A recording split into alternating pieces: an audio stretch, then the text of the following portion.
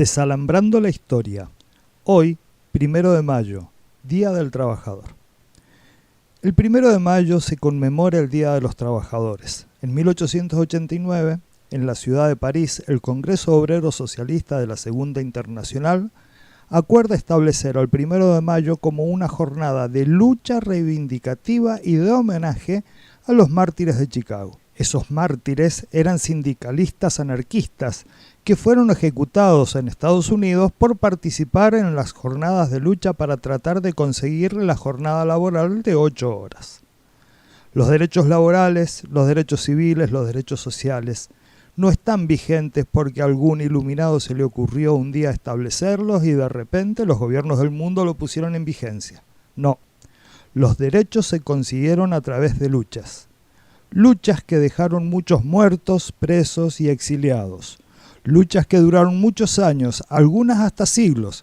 Pensemos en la esclavitud, por ejemplo. José Martí, héroe de la independencia cubana, en 1870 escribió: «Los derechos se toman, no se piden, se arrancan, no se mendigan». La forma de conseguir los derechos es la lucha. Lucha quiere decir enfrentamiento, pelea, de los que no tienen derechos contra los que no se los quieren reconocer. Una de las luchas memorables de la historia de los últimos siglos fue la lucha por la igualdad ante la ley. Hoy es impensable creer que hace unos cuantos años había una ley para la gente común, o sea, los pobres, y otra para la nobleza, o sea, los ricos. Ya más cerca en el tiempo, a fines del siglo XIX, comenzó la lucha por la jornada laboral de 8 horas. Hace alrededor de 100 años atrás, la gente trabajaba de sol a sol. Esto quiere decir desde que amanecía hasta que oscurecía. O trabajaba 10, 12 o 14 horas diarias. A veces sin el descanso del domingo o sin el descanso del sábado inglés. El derecho a la jornada laboral de 8 horas se logró a través de las huelgas, los sabotajes y las acciones directas ante los empresarios y capitalistas que, como siempre, estaban protegidos por los gobiernos y sus fuerzas policiales o militares. Eso sucedió en la Semana Trágica en Buenos Aires, en enero del año 1919, bajo el gobierno radical de Hipólito Yrigoyen. Una huelga que terminó en masacre, detenciones y deportaciones. El conflicto se originó a raíz de una prolongada huelga declarada en la fábrica metalúrgica Talleres Bacena, en reclamo de mejores condiciones laborales. El conflicto escaló impulsado por la intransigencia patronal, por la Federación Obrera Regional Argentina del Quinto Congreso de Tendencia Anarquista y por el accionar violento de los rompehuelgas. Hasta que esto desató la represión abierta por grupos parapoliciales amparados por el gobierno, la policía y el ejército, asesinando, deteniendo y torturando a miles de personas, mientras la población respondía con una pueblada generalizada. Por otro lado, la huelga declarada en Santa Cruz por mejoras en los derechos laborales tuvo la represión del ejército argentino. El presidente Hipólito Yrigoyen envía en enero de 1921 tropas del ejército comandadas por el teniente coronel Héctor Benigno Varela con órdenes de normalizar la situación. A pesar de un suceso inicial, las negociaciones colapsaron y los disturbios se transformaron en huelga general, culminando en la toma de haciendas y el regreso de la Armada con órdenes de terminar con las huelgas por uso de la fuerza. Entre 300 y 1.500 obreros fueron muertos o fusilados.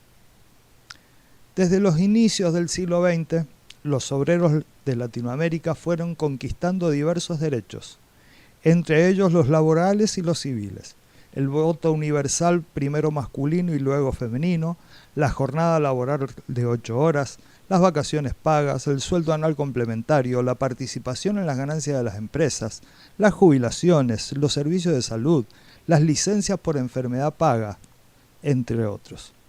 Todos esos derechos se lograron gracias a las luchas de las clases obreras organizadas. Los sindicatos organizados y conducidos inicialmente por socialistas y anarquistas que entre fines del siglo XIX y principios del siglo XX trajeron la experiencia de organización de Europa, fueron los que iniciaron estas organizaciones y estas luchas. A mediados del siglo XX, cuando finalizaba la Segunda Guerra Mundial, surgen en Latinoamérica gobiernos con mucho apoyo popular que fueron transformando las relaciones laborales. En Argentina, el peronismo pone en vigencia un conjunto de leyes que se venían promulgando pero no se hacían efectivas. En 1949 se reforma la Constitución Nacional y se agregan los nuevos derechos laborales.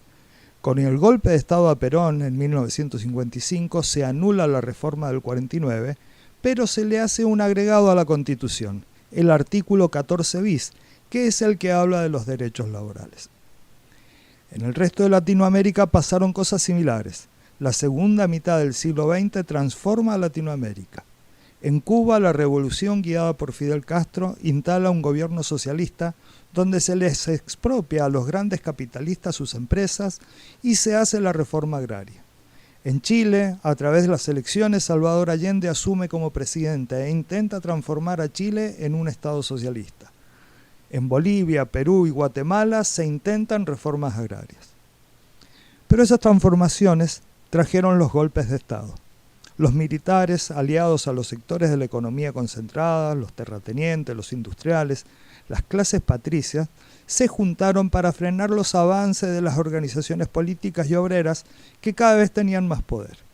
Con los golpes de Estado, en la década de 1970 se comienza a instalar en Latinoamérica gobiernos con políticas económicas neoliberales que comenzaron a desandar los caminos de logros obtenidos por los sectores populares.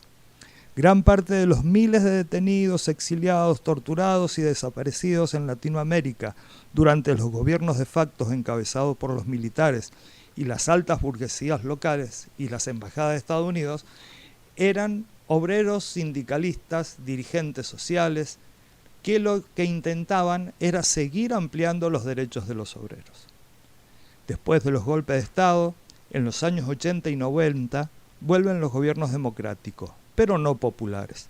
Los partidos políticos que años atrás habían sido los abanderados de los obreros, como el peronismo, en ese tiempo se transforman en neoliberales y continúan con el proceso iniciado por los militares. En esos años se privatizan las empresas estatales, los sistemas de jubilación, de salud. Trataron de achicar a los estados transfiriendo al sector privado las grandes empresas nacionales. Las pérdidas de derechos de los trabajadores fue notable. Aparecen formas de contratación de trabajadores que les quita la estabilidad. Con las crisis económicas se cierran miles de fábricas y se pierden millones de empleos. Muchos de esos obreros nunca más volvieron a tener empleos en blanco y tuvieron que adaptarse a las nuevas condiciones laborales que se basan en la inestabilidad y en el cambio constante de tareas. El neoliberalismo, con la fantasía de los emprendedores, les hace creer a la gente que si se esfuerzan y trabajan mucho van a llegar a ser empresarios. Entonces aparece el monotributo, que transforma al obrero en patrón, ya que el monotributista tiene que hacer frente al esquema de impuestos de un empresario que no tiene empleados. De esa forma, las empresas, en lugar de contratar obreros y pagar las cargas sociales y laborales que ellos tienen, le encargan a un monotributista que haga un trabajo determinado y se desliga de hacer los aportes patronales. Así el obrero, que hace trabajo de obrero, pero no tiene beneficios de un obrero, se convierte en emprendedor. Las pérdidas de derechos laborales comenzaron con los golpes de Estado y todavía hoy continúan. El Estado argentino sigue contratando monotributistas para hacer trabajos que debería hacer un empleado estatal, que tiene estabilidad. Vacaciones, licencias por enfermedad, etc. Hoy los contratados del gobierno nacional y los gobiernos provinciales y municipales son el claro ejemplo de la pérdida de derechos. En Mendoza, el ítem aula que creó el ex gobernador Cornejo y continuó el actual gobernador Suárez, es un claro ejemplo de la pérdida del derecho a huelga y a licencia por enfermedad o por motivos particulares, ya que cuando un docente falta, se le descuenta el presentismo, como históricamente lo establece la ley de trabajo, pero además se le descuenta el ítem aula, estableciendo un doble descuento por la misma causa. Estas pérdidas de derechos logrados por los trabajadores solamente las pueden reconquistar los trabajadores a través de la lucha. Las palabras de José Martín, los derechos se toman, no se piden, se arrancan, no se mendigan, nos invitan a continuar con la lucha para lograr más derechos para nuestras sociedades. Hasta aquí, desalambrando la historia.